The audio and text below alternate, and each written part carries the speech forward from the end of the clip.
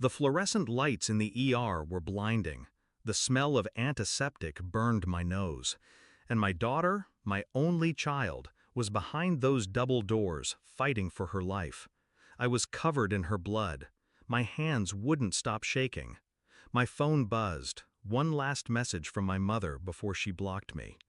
It's not our problem anymore. You made your choices. Choices? That's what she called it. Raising my daughter alone, working 3 jobs, refusing to crawl back after they threw me out. They wanted me broken, dependent, obedient. But what they didn't know was I'd already buried that version of me. That night, I realized I had no one, not a single hand to hold. My family had abandoned me at my lowest. And then he appeared. A man in a tailored suit sat down beside me. I didn't recognize him at first. His presence was calm, deliberate. He studied me, not with pity, but with recognition, like he saw something familiar in my pain. He leaned closer and said one sentence that cracked something open in me. Family isn't blood, it's loyalty. Backstory. It wasn't always like this. There was a time when I believed my mother loved me, when she'd stroke my hair and whisper that she'd always protect me. But love, I learned, had conditions in our house. When I got pregnant at 19, she turned her back. My stepfather sneered. My siblings laughed. They called me ruined. They said the baby would be my punishment. Still, I built a life. I clawed my way through nights of hunger, jobs that paid pennies, and every whispered insult that made its way back to me. I raised my daughter with nothing but stubbornness and scraps of faith. She became my reason to breathe, my one treasure. And yet, when she needed me most, I was alone. Discovery of betrayal. When I called my mother from the ambulance, her voice was ice. Why should we care? You walked away from this family years ago. Don't call again. That was it. No hesitation, no sympathy, just dismissal.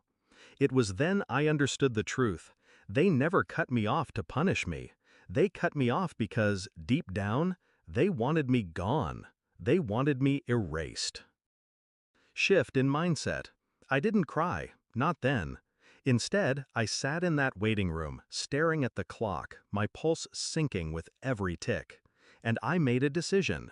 If family was no longer blood, then blood meant nothing. If they could abandon me so easily, then I would return the favor, with precision.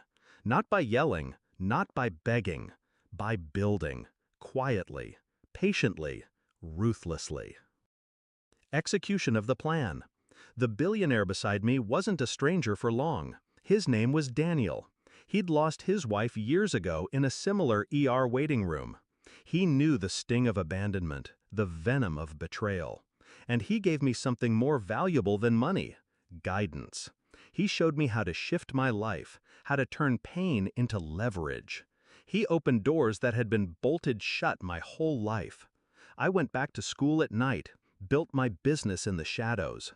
Every dollar I earned, I invested. Every insult my family once spat at me became fuel. While they stayed in their crumbling house, clinging to borrowed money and empty pride, I was building an empire. Years passed. I didn't rush. Revenge is sweeter when it's savored slowly. Climax and confrontation. The day came like fate had written it. My mother called me, desperate. Their house was being repossessed. My stepfather had squandered everything. They needed help. For the first time in years, they wanted me. Just a small loan, my mother begged. We're family. That word again, family. It almost made me laugh. I agreed to meet them. Neutral ground, a coffee shop downtown. I arrived in a car they couldn't dream of affording, in clothes that whispered success. The look on their faces was priceless. They barely recognized me. "You've done well," my stepfather muttered, masking envy with forced civility. I sipped my coffee slowly, savoring the moment. Yes, I have. Then I leaned in, locked eyes with my mother, and repeated the same words the billionaire once gave me. Family isn't blood, it's loyalty. I let that sink in before I added, and you lost the right to call me family the night you left me bleeding in that ER. Her mouth opened, closed.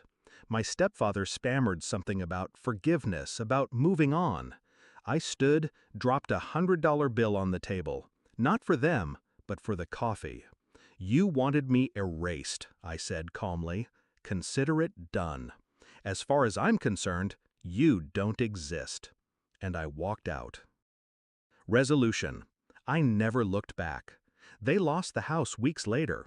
The family fractured, turning on each other like wolves fighting over scraps. Me? I built a new life. My daughter survived that night in the ER. She grew stronger, sharper, my mirror in every way. The billionaire who once sat beside me became my mentor, my ally, my chosen family. And I kept the lesson burned into my bones.